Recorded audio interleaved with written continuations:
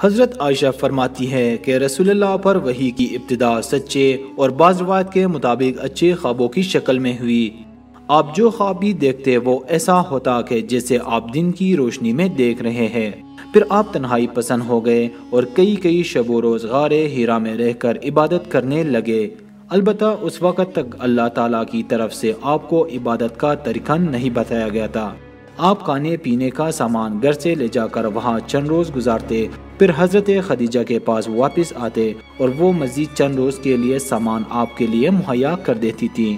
سن 610 عیسوی میں جب حضور کی عمر 40 برس تھی، آپ پر پہلی وحی نازل ہوا اور جبرائیل نے آپ کو اللہ کا پیغام پہنچا دیا۔ اس کے بعد آپ نے دین اسلام کا باقاعدہ تبلیغ شروع کی۔ جیسے جیسے اسلام قبول کرنے والوں کی تعداد بڑھتی جا رہی تھی، مقامی قبیلوں اور لیڈروں نے آپ کو اپنے لیے خطرہ سمجھنا شروع کر دیا۔ ان کی دولت اور عزت کعبہ کی وجہ سے تھی۔ کعبہ اس زمانے میں عربوں کا تجارتی، مذہبی اور ثقافتی مرکز تھا۔ بڑے بڑے تاجروں اور سرداروں کی روزی روٹی کی وجہ کعبہ تھا۔ اگر وہ اپنے بت کعبے سے باہر پھینک کر ایک اللہ کی عبادت کرنے لگتے تو انہیں خوف تھا کہ تجارت کا مرکز ان کے ہاتھ سے نکل جائے گا۔ آپ کو اپنے قبیلے سے بھی مخالفت کا سامنا کرنا پڑا۔ کفار مکہ کی سمجھ میں نہیں آ رہا تھا کہ وہ کس طرح اپنا شرف اور اقتدار برقرار رکھے۔ باہمی مشاورت سے اشراف قریش کی ایک جماعت آپ کے چچا ابو طالب کے پاس آئی۔ انہوں نے شکایت کی کہ اے ابو طالب، آپ کا بھتیجا ہمارے خداؤں کو برا بھلا کہتا ہے۔ اس نے ہمارے باپ دادا کے طریقے پر نکتہ چینی کی ہے، ہمیں جاہل قرار دیتا ہے۔ محمد ہمارے باپ دادا کو بھی گمراہ کہتا ہے۔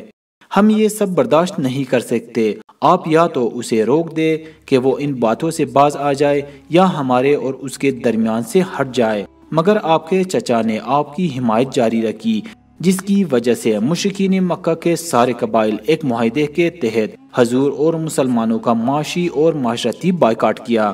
یہاں تک کہ مسلمان 3 سال تک شعیب ابی طالب میں محصور رہے۔ ماضفائے ابو لہب اور اس کے اہل و عیال کے بنو ہاشم پر سخت پابندیاں عائد کی گئی۔ جب مخالفت حد سے بڑھ گئی تو آپ نے اپنے ساتھیوں کو حبشہ، جہاں ایک عیسائی بادشاہ نجاشی حکومت کرتا تھا، کی طرف سے ہجرت کرنے کی اجازت دے دی۔ سن 619 عیسوی میں آپ کی بیوی حضرت خدیجہ اور آپ کے پیارے چچا حضرت ابو طالب انتقال فرما گئے، اس لیے آپ نے اس سال کو عام الحزن یعنی دکھ کا سال قرار دیا۔ سن 620 عیسوی میں آپ صلی اللہ علیہ وآلہ وسلم معراج پر تشریف لے گئے۔ اس سفر کے دوران آپ مکہ سے مسجد اقصی گئے، وہاں تمام انبیاء کرام کی نماز کی امامت فرمائی۔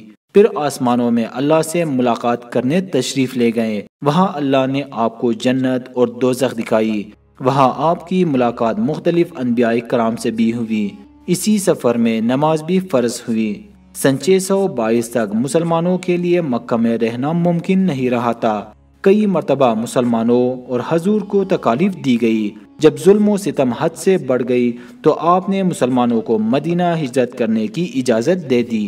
آپ نے اللہ کی حکم سے حضرت ابوبکر کے ساتھ ستمبر 622 عیسوی میں مدینہ کی طرف روانہ ہوئے اور مکہ میں اپنی جگہ حضرت علی بن ابی طالب کو امانتوں کی واپسی کے لیے چھوڑا۔ حضور کی مدینہ پہنچنے پر انصار نے ان کا شاندار استقبال کیا اور اپنے تمام وسائل پیش کر دیے۔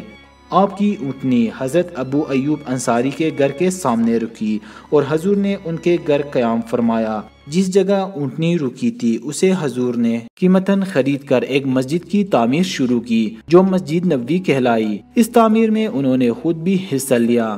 انصار اور مہاجرین کو ایک دوسرے کا بھائی قرار دیا۔ ہجرت کے ساتھ ہی اسلامی تقویم یا کیلنڈر کا آغاز بھی ہوا۔